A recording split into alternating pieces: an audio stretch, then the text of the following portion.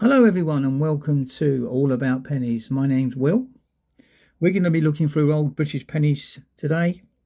We've got from Elizabeth down to Victoria, and we're looking for errors or any mint marks that may be on the pennies. So we're going to go through a small bag that I've got here now. Let's see what we can find. Here we go. The first one up is a George VI 1940. Now I can tell you now, I can see that's got a line down by the date, which is the sort of norm. It's not the rarer 1940. There's not much in it in price wise if you're buying or selling, but you can see the double yellow line there. Not bad condition. Bit dirty. May have been a metal detecting fine, I'm not sure. Next one up. Looks like a Victorian. Yes, it's an 1892. Not bad. For an 1892, I don't know of any known errors on an 1892. If you do know, please comment below. Young bun, young head, bun head, or whatever you want to call it. Young Victoria. I think that might be the one where they actually made the neck a bit thicker as she was getting older. It looks like that one. Next one is a 1937. That should be George VI, if I remember rightly. Yep. Not bad. Detail. Well, the details I look obviously is what you can see there. Quite good detail. And obviously around the edges you can see there's a bit of a knock. You can get, I like to get coins that haven't been knocked, and I put them in my Whitman folders. Anyone doesn't know what Whitman folders are, they're like cardboard type folders that you can get from America with slots, round slots where you put your pennies, and I just keep upgrading all my pennies all the time, so I get a good collection. Right, what we got here? We got a 1916. That will be George V.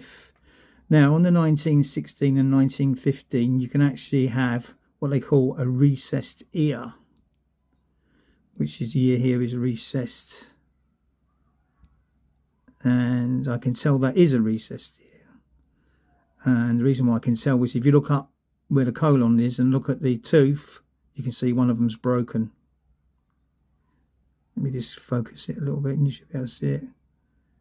There it is. Can you see it up near the colon? So anything like that, 1915, 1916. 15s, they're a bit more rarer than the 1916s on a recessed ear. Now, the reason why they did a recessed ear was that they was having terrible problems with like ghosting, which was coming through. So you could see George V's head. You can see slightly on this coin. I'll show you a bad one when we get one. That's the reason why they tried to do it. It wasn't very successful. But you always get the half broken tooth up the top there on the 1916s, 1915s. Right, we've got another George V. Oh, this is great. This is a 1919. This is a KN. You can see the KN on the left-hand side. This is a King's Norton mint mark. They helped out in the First World War and other times, and they were based in Birmingham along with another company called Heaton. So you got these KNs on 1919s and 1918s. Very unusual tone on this penny. I don't know, it might have been, looks like it might have been, someone might have been playing around with it. With the experience that I've got with them, it looks like it's been sort of cleaned, and I don't know, something's weird. Well, that's your King's Norton 1919 penny. Next one up is an Edward VII coin. A little bit scratched. 1902. Now, on the 1902s, you can get a low tide, which is a bit rarer. And I can see, if you look where the Britannia's logs across, that's normally where the tide is. And I can see this one's just below that. So this is a low tide.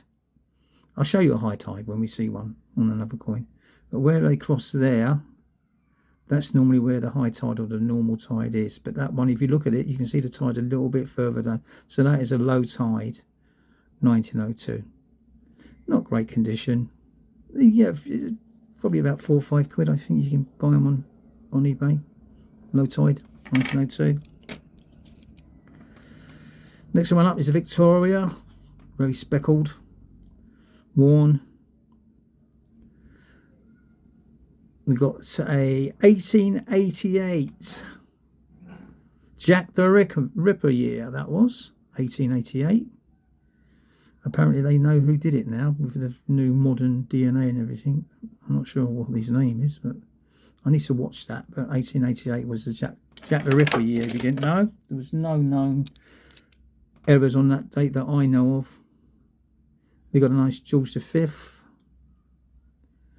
Another 1919, and it's got a Heaton mint mark on it. Now if you look down below there, you will see the H Heaton mint mark on the left hand side.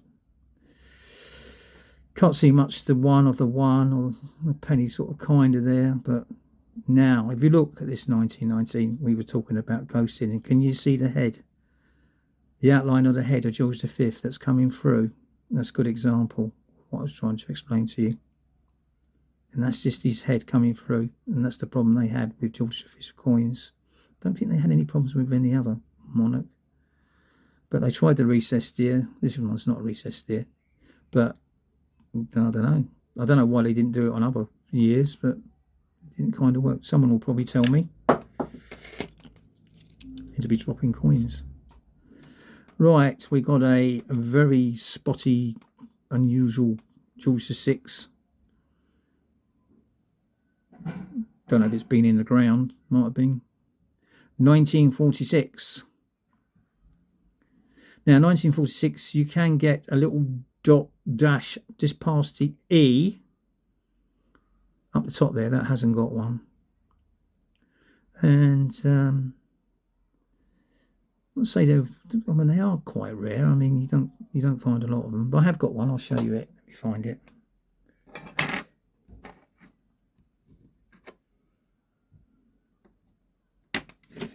It's the one that fell on the floor. I'll tell you in a minute. Look on it.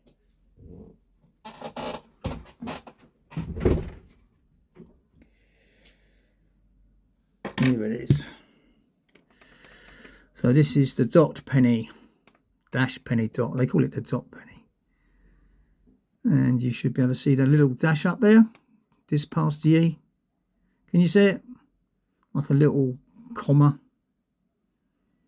That's a 1946 dot penny, George VI.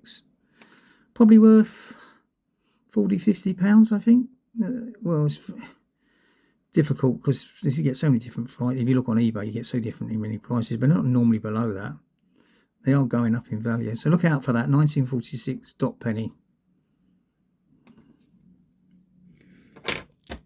Next one up.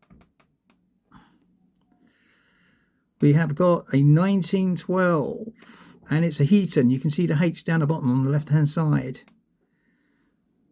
This is the most popular Heaton coins in date wise, is the 1912. And I'll give you the reasons why. Because when decimal currency come in and they melted down loads and loads of pennies, a lot of people were collecting these because of the H, because of the Heaton. Probably didn't even know what it was, but it's got a H on it. So, meaning Heaton mint in Birmingham, and they kept them. And although there was loads more 1912s without the H mint mark, there seems to be more of these and your normal 1912s. Well, that's what I find when I'm going through pennies. That's the 1912 George V. Bit tatty there. It's been whacked there. Next one up. Ooh, it's a very dark George V. Now, someone says to me, it could be to do with the different metals that they put into the bronze coins.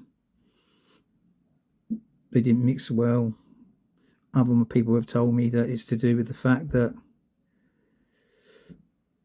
coins were, especially in the Victorian Edwardian times, would be, you know, they get dirty. If they were in a town, or if they were in villages, they wouldn't get so dirty. You might want to put me right or wrong on that, but that one seems to be awfully dark, very unusual. Oh, it's a 1919, and it's another 1919, a H Heaton. We haven't had one of these. We had a Kings Norton, didn't we? That's the Heaton one down. You see it on the left-hand side, you see the H.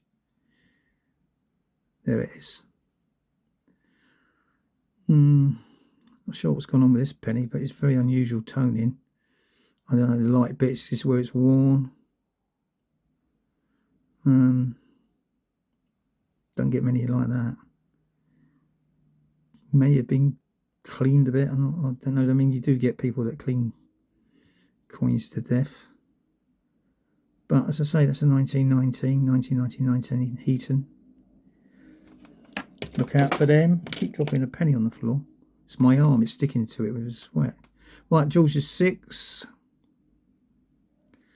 Another 1940.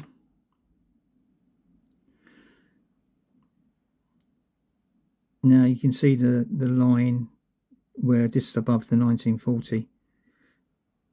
I think that's a single line one. Just let me check it on my go. Just whack it on a minute. Yeah, that's a single one. So that's the more rarer of the two. So that's got a single line down the bottom there, not a double line. You can find them. They're not that rare. Quite good condition. Now, when I say good condition, I must say this because I always, the way they grade coins are normally like fine, very fine, uncirculated, goes on and on. But a very good condition coin would basically be a rubbish coin, you know, bad. Where if you was to say, I'm going to sell my car and it's in very good condition, you would expect more likely that it would be in very good condition. Not with coins, it's a different ball game. I think maybe they need to, been like that for years, but maybe they need to rethink it. I'm not sure. You wouldn't really put a coin on there saying very good condition if you were trying to sell something. No known errors on the 1940 that I know of, apart from the bottom thing, which is not really an error. Right, we've got an Edward VII, quite worn. I would be worn if I was as old as that. So that's a 1903. Now what you can get on the 1903s is an open free, but you can clearly see that is a closed free because it loops round at the bottom and it loops round at the top. So that's just your normal. But if you can get an open one, I haven't found one yet. I know Paul from Coin Patrol found one not long ago. Yeah, they're worth a few quid. So that's another one you got to think of. 1903. Write that down. The free. You need an open free. So it's not going to be bent down like it is on that free. It's going to be sort of more up straight. And it's not going to be so curly on the bottom. So look out for them. Not found one yet myself, as I said. But right, I know that's Elizabeth II. That's 1964. Now, the only known sort of errors I know on these coins, which I've never really found, is like flange errors, where the metal sort of comes over. There's nothing sort of written on them or anything like that, but it's just sort of metal that's sort of gone over.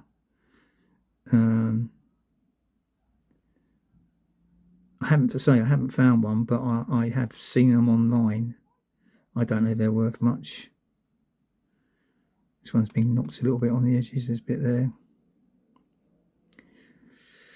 I ordered 100 pennies about a year ago, and on eBay, and I think, well, if I remember rightly, 30 of them were 1967. There's millions of 1967. So if you're going to do what I'm doing, and you're ordering coins, you need to remember that.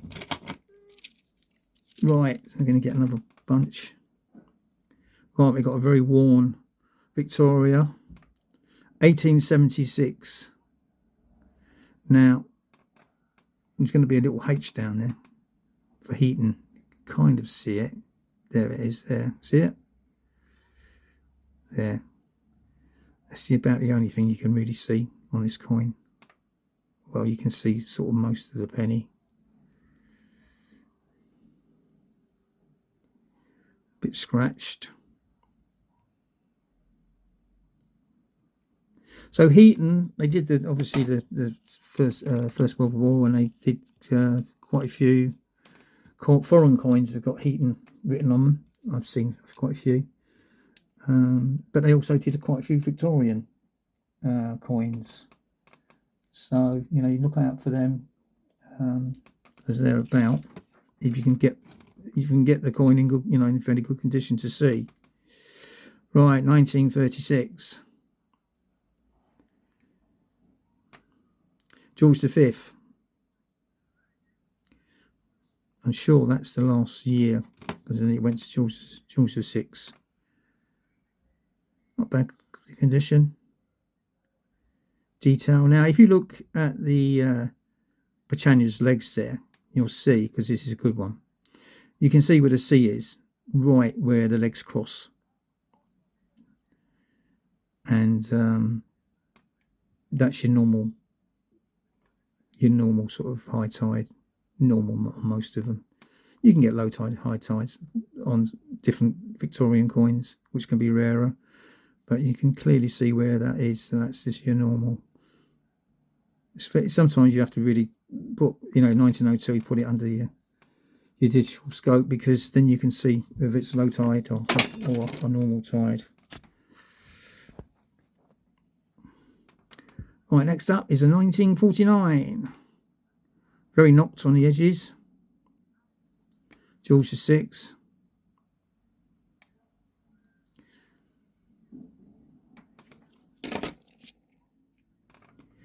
Nice Victorian, probably late. I'd probably say 1898, 1900. That sort of 1900. How's that? How did I know that? Because I've done it so many times now. You just get to know. The later ones are in better condition. Yeah.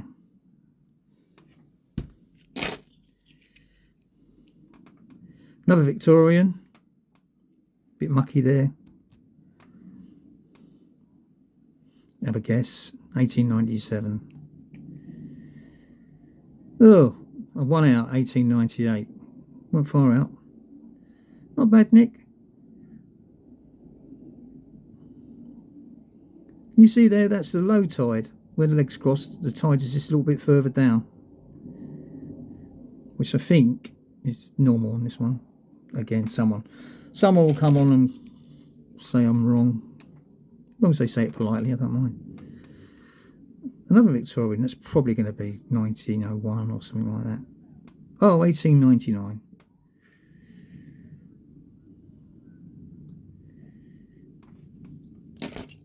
Got two more in my hand. This is another Victorian. 1879. Let me have a look at my list. I don't think there's 1879. No, there's nowhere of mint marks that I know of on the 1879. I can't see any H's in there. The H mint marks on the older coins, the Victorian ones, are always in the middle of the date, not to the left. That's the George V that's to the left.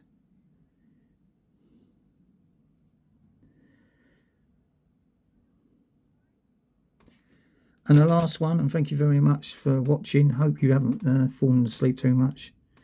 We've got a 1901 Victoria. This is the last year. She died in January of 1901.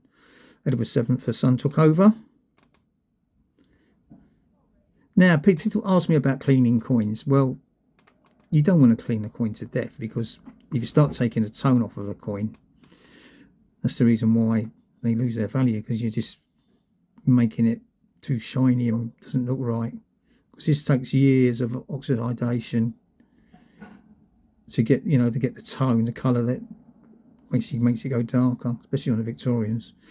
And this is why you get, if you put them on in your Whitman folder, you can see the difference in colours as you go through the years, really. You know, it's 1967s are all shiny and gleaming. Well, thank you very much. Please like and subscribe. It doesn't cost anything. And I hope to see you again. My name's Will. Goodbye.